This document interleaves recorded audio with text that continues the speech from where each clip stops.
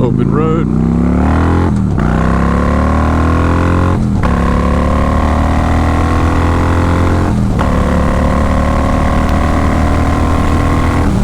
Yo, what is up, YouTube? Killicam, back on the side of the Victory Gunner, aka the Tank, and this is my honest review of the Victory Gunner and Victory brand in general. I love this bike. I only have, I think, close to 6,000 miles on the Gunner now. I have been in love. I've owned it for a couple of years. Don't roast me for how sad that 6,000 mile marker is. I just have had other bikes and cars at the time, so I don't use this one too much. I get questions about this bike every single day, so I wanted to give you guys some input, some feedback on what I think about this motorcycle. As you can probably guess, I love this bike. I've always loved this bike. I've had it for a couple of years. It has been nothing short of phenomenal for me. The amount of looks and likes this bike gets just being out and around town or on these back roads is amazing. The sound, for one, let me get some downshifts for you, is phenomenal. Like, listen to that.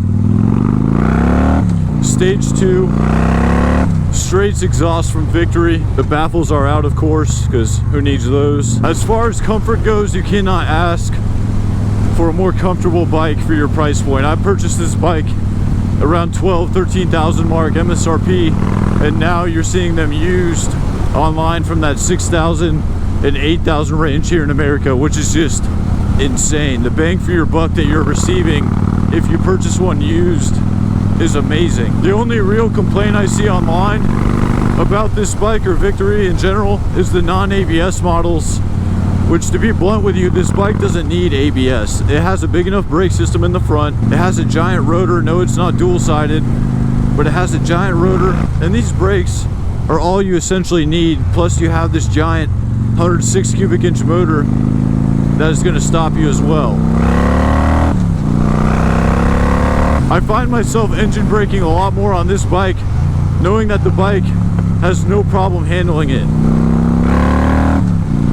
The fat V-twin down there sounds amazing.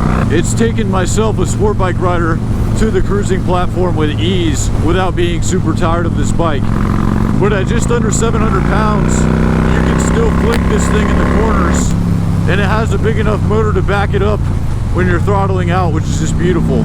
I've taken this thing over 130 miles an hour. I want to say it goes to about 135. Your speedo kind of stops after 120. It makes 140 really small. I think that's kind of funny because 140 on this bike, you do not need to go 140 on a cruiser. There's just a speed demon there. The crackles and pops is just phenomenal. Leave it down in the comments, your experience. I don't want this to be sugar-coated, one-sided.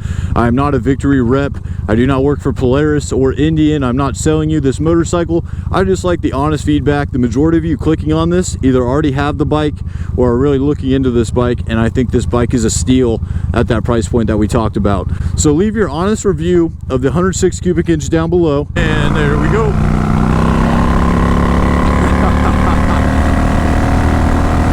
That's what you call an accidental daily 100. Another thing about this bike specifically, I did not do a gentle break-in. I did not baby this thing to 500 miles. I beat the crap out of this bike. I did a hard break-in.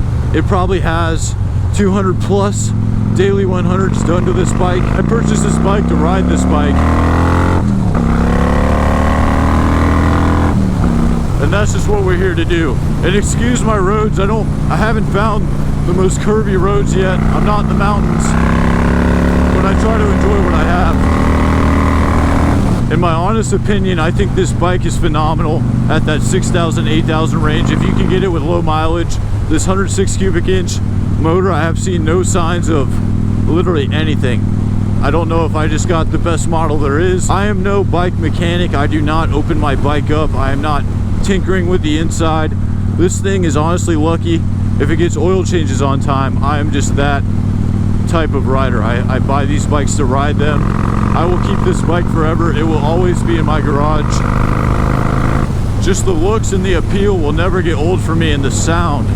I just fell in love with this. Whether you get the gray one or this beautiful green, I do not think you can go wrong with this bike. And the battery is the most common battery you can find for a cruiser. 0 to 60 miles per hour is easily accomplishable on this motorcycle, and with the fat tire in the back, it just makes life a lot easier. This bike 0 to 60 would beat my Yamaha R6, no questions asked. The amount of torque that this motor produces in that low end is amazing.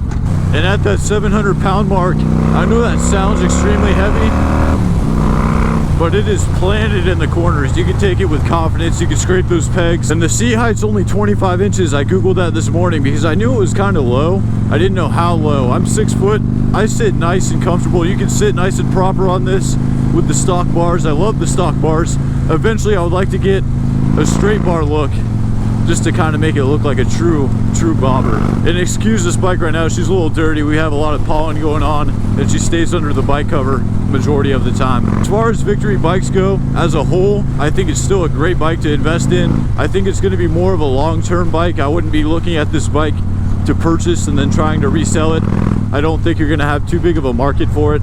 I think this is going to be one of those bikes that you buy for that 6,000 to 8,000 range. You keep it in the garage and you just have it as a nice weekend. Even if you wanted to daily it, you could. This bike is that comfortable. It is not too overpowering for the road, even if you had to take it to work every day. And I've been stuck in the rain on this bike, and with that 700 pounds, that weight really helps.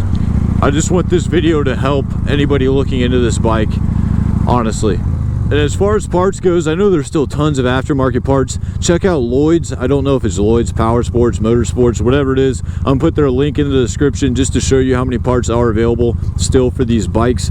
Shout out to them as well. I will be purchasing from them soon, once I get my life situated, trying to buy a house, trying to marry this girl soon. So, man, after I get all this done, my gearhead time is gonna be here. So thank you all for watching. Please hit that subscribe button. At KillerCamR6 on Instagram, KillerCam on Facebook. Thank you for watching. Y'all stay happy, stay healthy, stay positive. I'll catch you next time.